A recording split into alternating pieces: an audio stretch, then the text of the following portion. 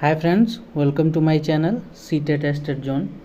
Friends, ये 7th class का history का फर्स्ट क्लास है जो कि एनसीईआरटी बेस है। कंप्लीट एनसीईआरटी होगा इस पे। और इससे पहले मैंने सिक्स क्लास का एनसीईआरटी जो कि कंप्लीट करा रखा है। ये 7th क्लास का फर्स्ट है।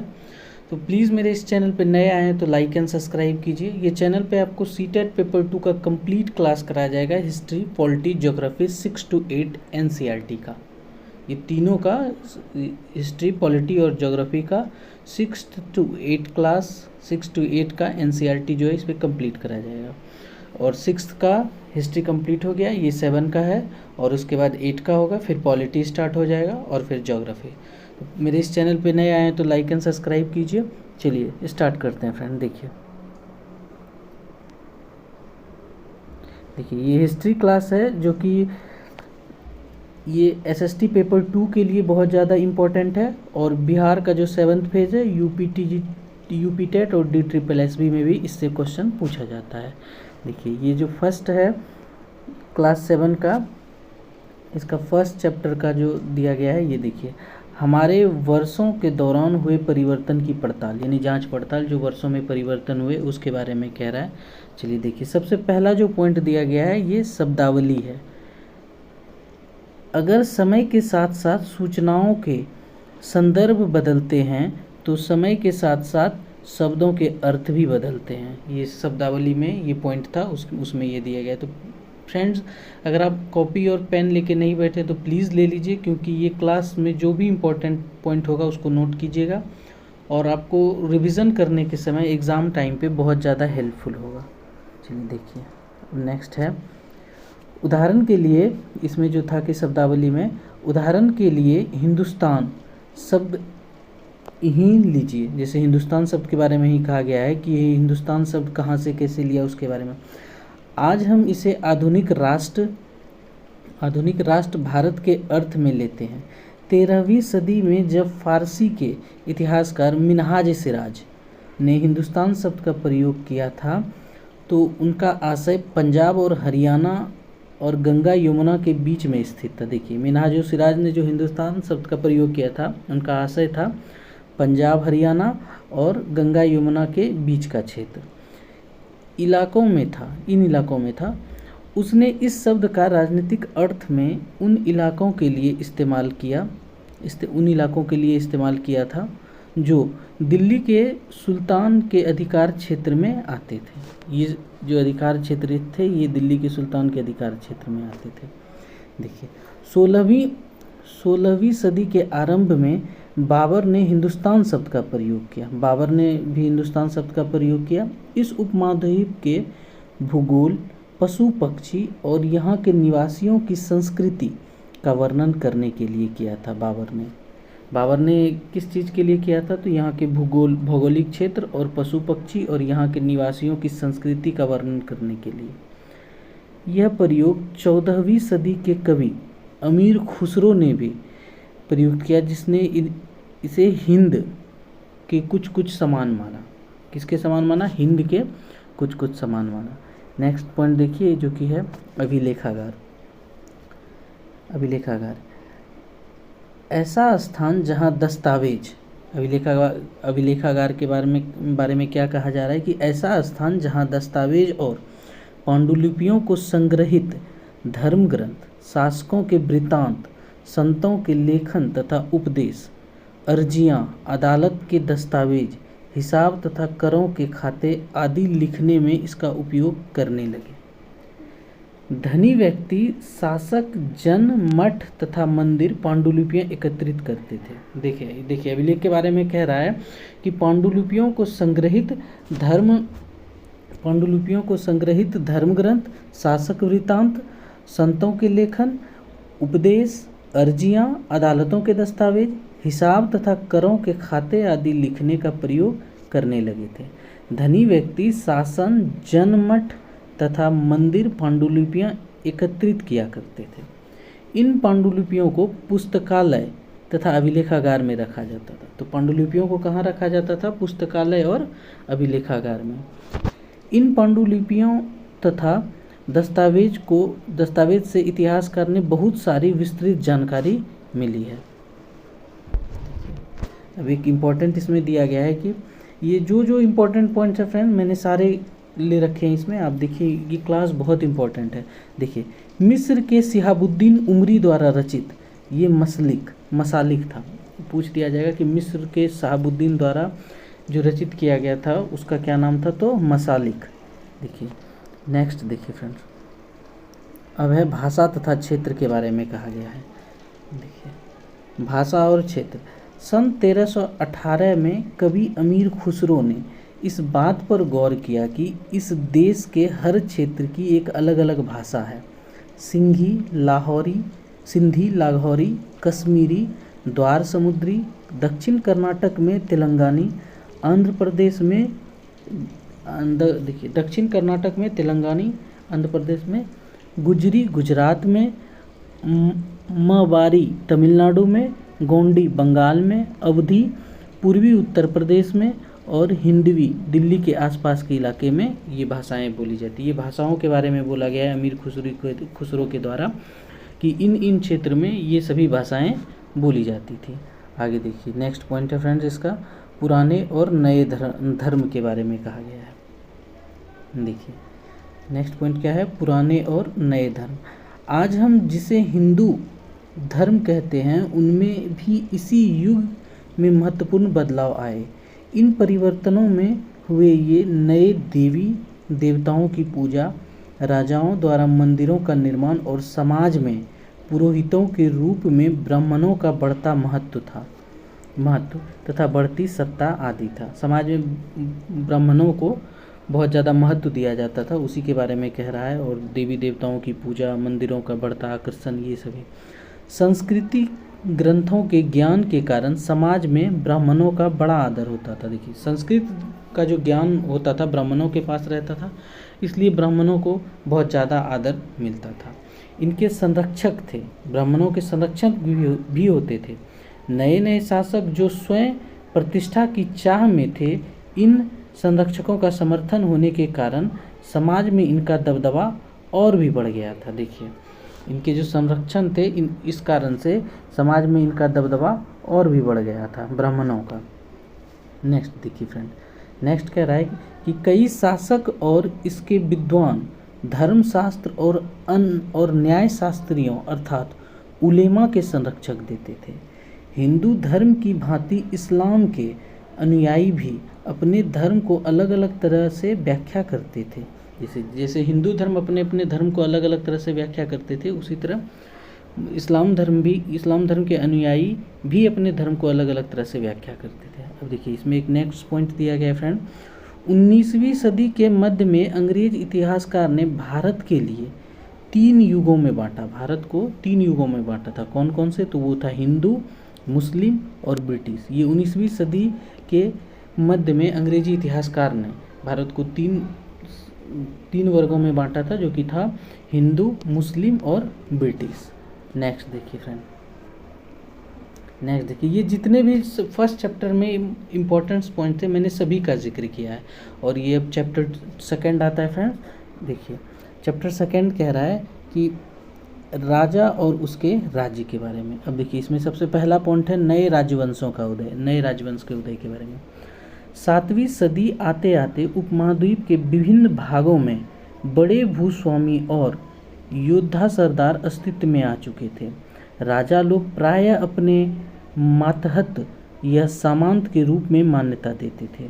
19वीं सदी उनमें उम्मीद की जाती थी कि वे राजा या स्वामी के लिए उपहार लाए। देखिए ये नए राजवंश का जो उदय होता था उसमें ये उम्मीद किया जाता था, जो मतलब शक्तिशाली राजा होते थे, कि जो भी राजा हो हमारे लिए उपहार लाए, उसके दरबार में हाजिरी लगाए और उन्हें सैन्य सहायता प्रदान करे। ये राजा लोग ऐसा अपेक्षा किया करते थे। नेक्स्ट देखिए इसमें कह रहा है कि 8वीं सदी के मध्य में एक राष्ट्रकूट प्रधान जो कि दंती दुर्ग था, राष्ट्रकूट प्रधान जो था उनका क्या नाम था, दंती दुर्ग, ने अपने चालुक्य स्वामी की अधीनता से इनकार कर दिया था। चालुक्य स्वामी था जिसकी की अधीनता इनकार कर दिया, उसे हराया और हिरण्यगर्भ हिरण्यगर्भ, जो कि जिसका शाब्दिक अर्थ होता है सोने का गर्भ, नामक एक अनुष्ठान किया। जब यह अनुष्ठान ब्राह्मणों की सहायता से संपन्न किया गया था तो यह माना जाता था कि जन्मजात क्षत्रिय न होते हुए भी क्षत्रिय के रूप में दोबारा क्षत्रित्व प्राप्त कर लेता है। देखिए, हिरण्यगर्भ नाम का जो यज्ञ कराया जाता था, ये अनुष्ठान में ये माना जाता है कि जो क्षत्रिय नहीं है, अगर वो हिरण्यगर्भ नामक ये अनुष्ठान कराते हैं तो वो भी क्षत्रिय के रूप में ही माना जाएगा। देखिए, नेक्स्ट अब पॉइंट है जो कि है प्रशस्तियाँ और भूमि अनुदान। देखिए, नेक्स्ट पॉइंट जो है उनका नाम है प्रशस्तियाँ और भूमि अनुदान। देखिए, प्रशस्तियों के बारे में ब्यौरा होते हैं जो शब्द सत्य नहीं भी हो सकते हैं। देखिए, प्रशस्तियों के बारे में कहा गया है कि ये सत्य भी हो सकते हैं और नहीं भी हो सकते हैं, लेकिन ये प्रशस्तियाँ हमें बताती है कि शासक खुद को कैसा दर्शाना चाहते थे। मिसाल के तौर पे सूरवीर, विजयी योद्धा के रूप में ये प्रशस्तियाँ विद्वान ब्राह्मणों द्वारा रची गई थी। राजा लोग प्रायः ब्राह्मणों की भूमि अनुदान से पुरस्कृत करते थे। ये ताम्र पत्रों पर, देखिए ये जो प्रशस्तियाँ थी ये किस पे लिखी होती थी, ये ताम्र पत्रों पर लिखी होती थी। प्रशस्तियाँ ताम्र पत्र पर लिखे होते थे। ये भूमि पाने वाले को दिए जाते थे। 12वीं शताब्दी में एक बृहद संस्कृत काव्य भी रचा गया जिसमें कश्मीर पर शासन करने वाले राजाओं का इतिहास दर्ज है। इसे कल्हन नामक एक रचनाकार द्वारा रचित किया गया है। कह रहा है, ये जो पॉइंट बहुत इंपॉर्टेंट है, देखिए, जिसमें कश्मीर पर शासन करने वाले राजाओं का इतिहास दर्ज है। इसे कल्हन नामक कवि, जो कि जिसका की पुस्तक है राजतरंगिणी, पुस्तक का नाम क्या है, राजतरंगिणी के बारे में कहा गया है फ्रेंड्स। चलिए नेक्स्ट देखते हैं, धन के लिए युद्ध। अब जो है नेक्स्ट पॉइंट, धन के लिए युद्ध का जो कारण है, क्या क्या कारण हो सकता है। नेक्स्ट पॉइंट है धन के लिए युद्ध। देखिए, आपने यह गौर किया होगा कि इनमें से प्रत्येक शासक राजवंश का आधार कोई क्षेत्र विशेष था। वे दूसरे क्षेत्रों पर भी नियंत्रण करने का प्रयास करते थे। एक विशेष रूप में वांछनीय क्षेत्र था गंगा घाटी में कन्नौज नगर, जो कि गुर्जर, प्रतिहार, राष्ट्रकूट और पाल वंशों के शासक के सदियों तक कन्नौज के ऊपर नियंत्रण को लेकर आपस में लड़ते रहे थे। ये तीनों राजवंश, गुर्जर, प्रतिहार, राष्ट्रकूट और पाल वंश, ये सदियों से ये तीनों ने कन्नौज के ऊपर नियंत्रण को लेकर लड़ते रहे। चूँकि इस लंबी लड़ाई चली में 3 पक्ष थे, इसलिए इतिहासकारों ने प्रायः इसकी चर्चा त्रिपक्षीय संघर्ष के रूप में कहा। ये जो लंबी लड़ाई लड़ी जाती थी इस तीनों के बीच में, जो कि गुर्जर, प्रतिहार, राष्ट्रकूट और पाल वंश के शासकों के बीच में, इसे त्रिपक्षीय संघर्ष के रूप में भी कहा जाता है। शासकों ने बड़े मंदिरों का निर्माण करवाकर भी अपनी सत्ता और संसाधन का प्रदर्शन करने का प्रयास करता था। इसीलिए जब वे एक दूसरे के राज्यों पर आक्रमण करते थे तो मंदिरों को भी अपना निशाना बनाया करते थे। जब ये लोग एक दूसरे के राज्यों पर आक्रमण करते थे तो मंदिरों को भी निशाना बनाते थे। नेक्स्ट देखिए फ्रेंड, अफ़गानिस्तान के गजनी का महमूद ऐसा ही एक शासक है। उसने धार्मिक पूर्वग्रहों से प्रेरित हो उपमहाद्वीप पर 17 बार आक्रमण किया, यानी 1000 से 1025 तक महमूद गजनी जो थे वो 17 बार आक्रमण करते हैं। उनका निशाना था संपन्न मंदिर, जिनमें गुजरात का सोमनाथ मंदिर भी शामिल था। महमूद जो धन उठा ले गए वो बहुत, देखिए महमूद गजनी जो थे भारत पे 17 बार आक्रमण करते थे और इसमें एक सबसे चर्चित आक्रमण माना जाता है जो कि सोमनाथ का मंदिर था। देखिए इसमें कहा गया है सोमनाथ का मंदिर, जिससे कि उसे बहुत ज़्यादा धन की प्राप्ति हुई। बड़ा हिस्सा गजनी में एक वैभवशाली राजधानी के निर्माण में खर्च हुआ। उससे जो भी वो धन प्राप्त करते थे महमूद गजनी, उसने उस धन का एक बड़ा हिस्सा अपनी राजधानी जो थी गजनी की, वहाँ उसके निर्माण में उन्होंने खर्च किया। युद्ध करने वाले दूसरे राजाओं में चहमान भी थे, जो बाद में चौहान के रूप में जाने गए थे। वे दिल्ली और अजमेर के आसपास के क्षेत्र पर शासन करते थे। चौहान वंश जो थे वो दिल्ली और आसपास के क्षेत्र पर शासन करते थे। उन्होंने पश्चिम और पूर्व की ओर अपने नियंत्रण क्षेत्र का विस्तार करना चाहा, जहां वे गुजरात के चालुक्य और पश्चिम उत्तर प्रदेश के गढ़वाल से टक्कर लेनी पड़ी। चौहान शासक पृथ्वीराज, देखिए चौहान शासक जो थे वो थे पृथ्वीराज तृतीय 1168 से 1192, जिसने सुल्तान महमूद गोरी नामक अफगान शासक को 1191 में हराया, लेकिन दूसरा साल 1192 में उसके हाथों हार हो गई पृथ्वीराज तृतीय के। चलिए अब नेक्स्ट पॉइंट है फ्रेंड्स, ये जितने भी पॉइंट का मैं जिक्र कर रहा हूँ फ्रेंड्स ये बहुत इंपॉर्टेंट है, और जो भी इम्पोर्टेंट पॉइंट है उसे मैंने हाईलाइट भी कर रखा है, और अभी मैं आपको क्लास के दौरान भी उसके बारे में जिक्र कर रहा हूँ। देखिए नेक्स्ट जो शासक थे वो थे चोल राज। चोल वंश सत्ता में कैसे आए? वे कांचीपुरम के पल्लव राजाओं के मातहत थे। उरैयार के चोल वंशीय प्राचीन मुखिया परिवार के विजयालय ने 9वीं सदी के मध्य में मुटरियारों को हराकर उस पर डेल्टा पर कब्जा जमाया, जहां उसने तंजावुर शहर और निशुंभ सूदनी देवी का मंदिर बनवाया। देखिए चोल के बारे में, ये जो तंजावुर शहर और निशुंभ सूदनी देवी का मंदिर ये चोल ने बनवाया था। ये डायरेक्ट आपको क्वेश्चन पूछ लिया जाएगा कि निशुंभ सूदनी देवी का मंदिर किस शासक ने बनवाया है, तो वो चोल शासक थे। देखिए नेक्स्ट, राजराज प्रथम जो सबसे शक्तिशाली चोल शासक माना जाता है, 985 में राजा बना और उसी ने इसमें सबसे ज़्यादा क्षेत्र पर देखिए राजराज प्रथम के बारे में कह रहा है कि 985 ईस्वी में राजराज प्रथम 985 ईस्वी में राजा बना और उसी ने इनमें से सबसे ज़्यादा क्षेत्र पर अपने नियंत्रण का विस्तार किया। उसने साम्राज्य के प्रशासन का भी पुनर्गठन किया। राजराज के पुत्र राजेंद्र प्रथम ने उनकी नीतियों को जारी रखा। राजराज प्रथम की नीतियों को जारी राजराज प्रथम के पुत्र राजेंद्र ने रखा, और गंगा घाटी, श्रीलंका तथा दक्षिण पूर्व एशिया के देशों पर हमला भी किया। इन अभियानों के लिए उसने एक जल सेना भी बनाई थी। राजेंद्र प्रथम के बारे में कह रहा है। अब देखिए नेक्स्ट पॉइंट आता है भव्य मंदिर और कांस्य मूर्ति कला। नेक्स्ट पॉइंट है भव्य मंदिर और कांस्य मूर्ति कला।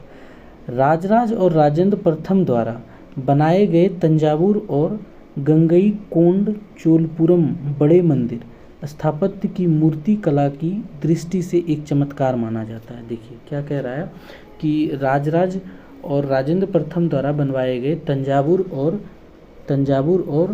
गंगईकोंड चोलपुरम के बड़े मंदिर स्थापत्य मूर्ति कला की दृष्टि से चमत्कार माना जाता है। चोल मंदिर अक्सर अपने आसपास विकसित होने वाले बस्तियों का केंद्र बन गए। ये शिल्प उत्पादन के केंद्र थे।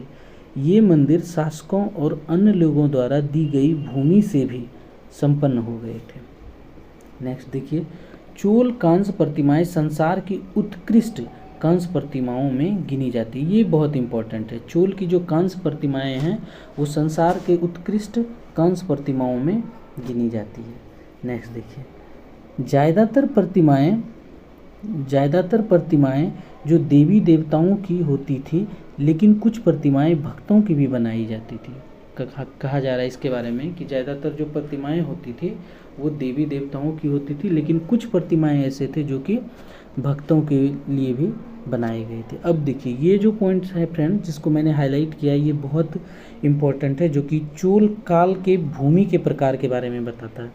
यहाँ से डायरेक्ट क्वेश्चन आपको पूछेगा कि वेलन बगाई जो भूमि है ये किस प्रकार की। तो देखिए, गैर ब्राह्मण किसान स्वामी की भूमि को वेलन बगाई कहा जाता है। ब्रह्मदेव भूमि, इसे ब्राह्मणों को उपहार में दी गई भूमि को ब्रह्मदेव भूमि कहा जाता है।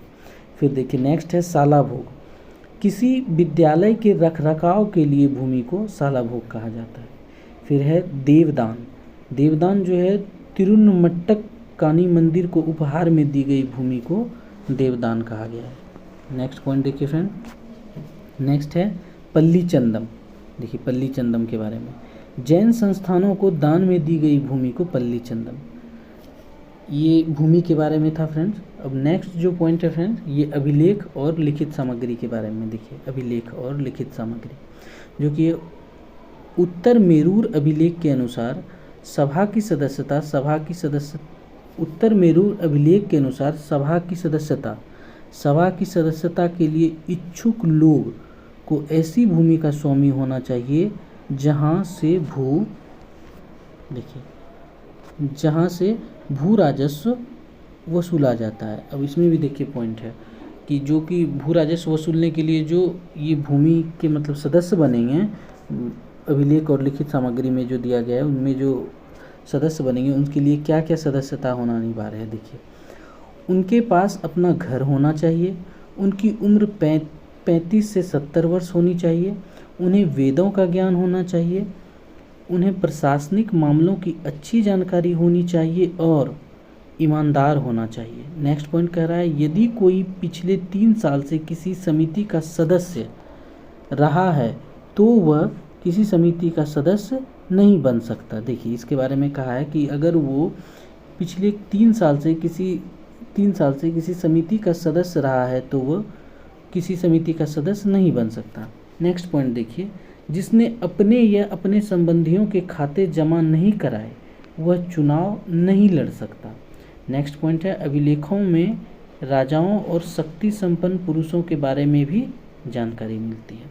तो फ्रेंड्स, ये क्लास 7 का चैप्टर 1 और चैप्टर 2 का इम्पोर्टेंस पॉइंट्स था, समरी था, जो कि मैंने आपके सामने इसका एक्सप्लेन करने का कोशिश किया। तो प्लीज़ अगर ये क्लास इम्पोर्टेंट लगा है तो प्लीज़ लाइक एंड सब्सक्राइब कीजिए। मेरे इस नए चैनल पे नए आए हैं तो प्लीज़ इसको शेयर कीजिए। ये क्लास बहुत इंपॉर्टेंट है फ्रेंड, सीटेट एसएसटी पेपर 2 के लिए और 7th फेज जो बिहार में आया है उसके लिए भी, और DSSB TGT और यूपी टेट के लिए, क्योंकि ये क्लास 7 का है एनसीईआरटी और 6 का मैंने कंप्लीट करा रखा है। तो thank you for watching friends.